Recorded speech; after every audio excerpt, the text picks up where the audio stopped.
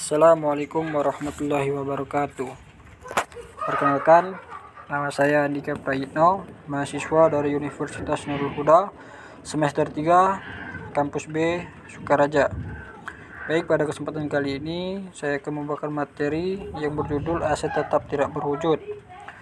Langsung saja, yang pertama yaitu aset tetap tak berwujud adalah aset yang tidak berwujud atau abstrak dan tidak memiliki bentuk fisik atau substansional. Contoh dari aset tetap tak berwujud adalah hak paten, merek dagang, dan hak cipta. Meskipun tidak memiliki bentuk fisik, aset tetap tak berwujud memiliki nilai ekonomis yang signifikan dan dapat memberikan manfaat jangka panjang bagi pemiliknya. Selanjutnya yaitu A. Pengertian dan karakteristik aktiva tidak berwujud. Aktiva tetap berwujud adalah aktiva yang umur ekonomisnya panjang dan memberikan manfaat bagi operasi perusahaan tetapi tidak mempunyai bentuk fisik. Aktiva ini berupa hak-hak istimewa atau pemilikan posisi yang menguntungkan perusahaan dalam memperoleh pendapatan. Selanjutnya, aktiva tidak berwujud. Yang pertama, pemerintah seperti hak paten, hak cipta, franchise, merek dagang, dan nama dagang. Selanjutnya, perusahaan lain misalnya pembelian yang mencakup pembayaran untuk goodwill. Dan yang terakhir, perjanjian tertentu seperti franchise dan lease. Selanjutnya, aktiva tak berwujud mempunyai karakteristik penting yaitu 1. Kurang memiliki eksistensi fisik. Yang kedua, bukan merupakan instrumen keuangan. Dan yang ketiga, bersifat jangka panjang dan menjadi subjek amortisasi. Selanjutnya yaitu B. Jenis aset tak berwujud. Yaitu yang pertama paten, selanjutnya hak cipta, copyright, selanjutnya merek dagang, franchise, leasehold, goodwill, dan yang terakhir biaya penelitian dan pembangunan. Selanjutnya C. Cara memperoleh aset tak berwujud. Yang pertama yaitu pembelian tunai. Pembelian tunai adalah pembelian produk atau jasa dengan membayar menggunakan uang tunai pada saat transaksi dilakukan. Artinya, pembelian harus membayar seluruh harga produk atau jasa yang dibeli dengan uang tunai pada saat melakukan pembayaran tersebut.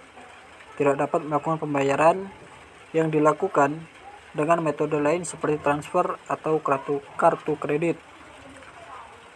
Yang selanjutnya, pembelian angsuran.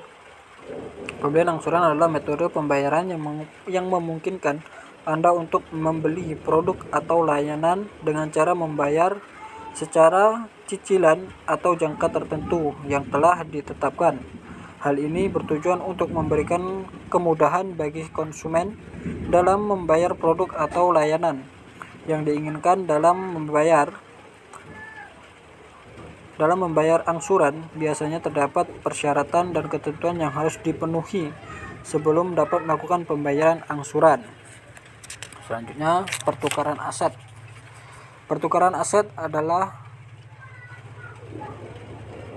aktivitas di mana seseorang atau institusi menukar satu jenis aset dengan aset lainnya. Contohnya, seseorang dapat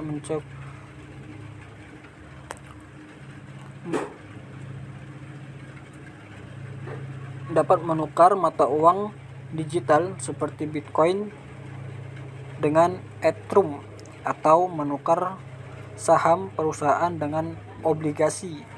Tujuan dari pertukaran aset dapat bervariasi dari spekulasi, hedging, investasi, dan keperluan bisnis lainnya.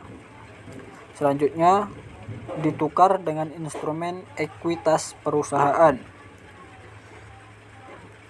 Ditukar dengan instrumen ekuitas perusahaan merujuk pada suatu transaksi di mana pemegang saham sebuah perusahaan menukar sahamnya dengan instrumen ekuitas lainnya seperti obligasi, konversi, atau saham preferen.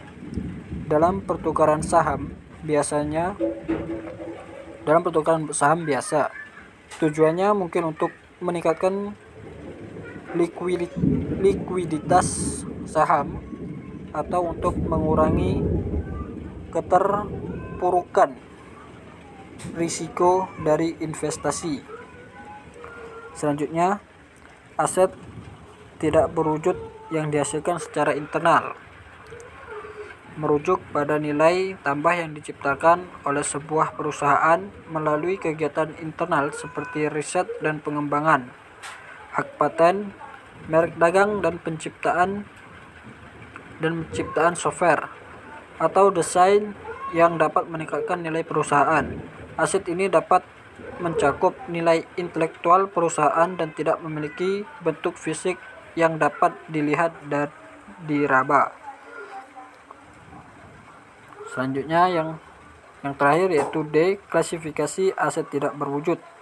Aset tidak berwujud yang pasti, definite intangible asset. Yang kedua, aset tak berwujud tidak terbatas. Yang terakhir, hak milik intelektual. Cukup sekian materi yang bisa saya sampaikan. Saya akhiri. Wassalamualaikum warahmatullahi wabarakatuh.